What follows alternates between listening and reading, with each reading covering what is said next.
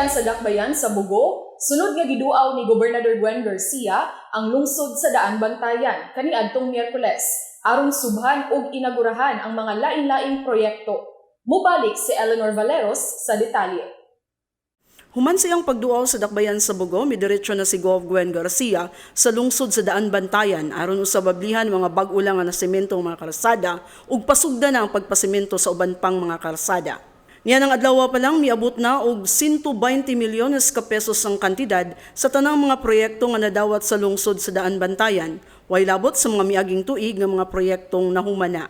Tungod ini dito sa Barangay Dalingding, gipadaya gayud sa kanhi barangay kapitan nga si Rostan Kawan ang iyang pagtuo ug pagsalig nga tinud-anay nga serbisyo lang gayud ang tumong ni Gobernador Garcia ug wa nay lain pa. Matud niya, sa kagamay sa ilang barangay ug gamay lang ang butante, apan gibubuan sila og kantidad nga 50 milyones nga proyekto. Iyang gihulagway nga maoy larawan sa matinud-anong pangalagad. This is something. Pila gud ang voters diri sa Dalingding dog. And this is almost 58 million pesos.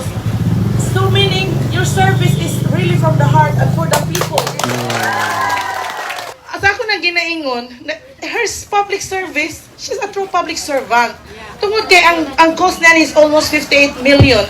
And then how many votes only is ang sa Dalingding? Unya iyan ning gihatag, meaning wala siya magpaabot nga mabawsan ang iyang gihatag diri nga that much og votes. So buhat ang pasultiyon ang agi makita gyud. Matud pa niya nga sa miaging administrasyon walay bisan usa ka resolusyon ug hangyo nga nagikan sa ilang barangay nga naaprubahan. 6 years, all the resolution for cementing of this road, wa dito. What? Munggo? Pila pa kay magsuri. Kisa man di ay ngano man, kisa may kuan na to. That's true. That's true. It's on the record. All the resolutions for 6 years. No, that's true. I'm glad that happened. Pila to katuig? 6 years? Kini, pila pa lang katuig. I know because it's my sister who made the resolution. Anya, kani pila pa lang katuig. Duha. Niagi pa tag pandemya. Oh.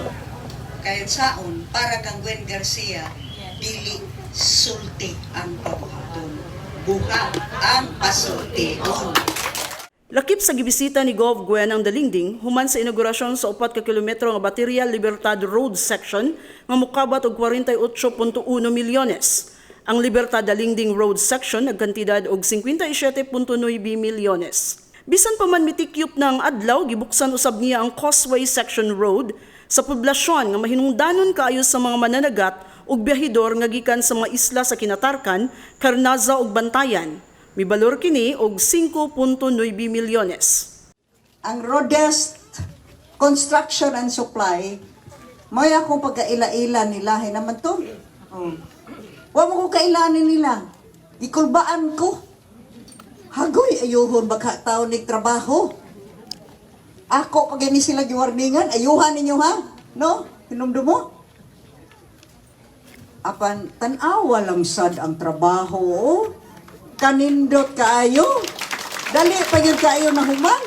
Tagaan na to masipang pakpak. Ang Rodest Construction and Supply. Okay kayo mo. Napamidagan project. Apil nga pong bid dito. Yakap, nihangyo yun ani si Mayor San. Kaya di ba naigo mo atong Ursula? Naguba ang atop sa gym. May gani kay wa mulupad ang big ass fan. Sige lagi hapog tuyok. Og ningon siya ang pantalan in town go. Kinaara ba din dunggo ang mga gikan sa Kinatarkan. Asa pa? Doong? Karnasa? Lugon? Oh, gikan sa Malapaskwa. Sa Lugon, katungwa gid kong daog dito. Kaya akong gipaatras ang mga resort. Nya karon ni daog nako. Daog nako ngadto sa Lugon.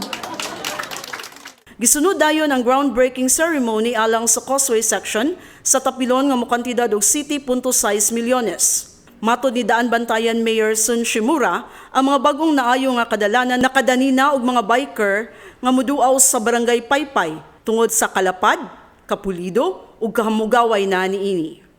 Eleanor Valeros, Balita sa Sugbo.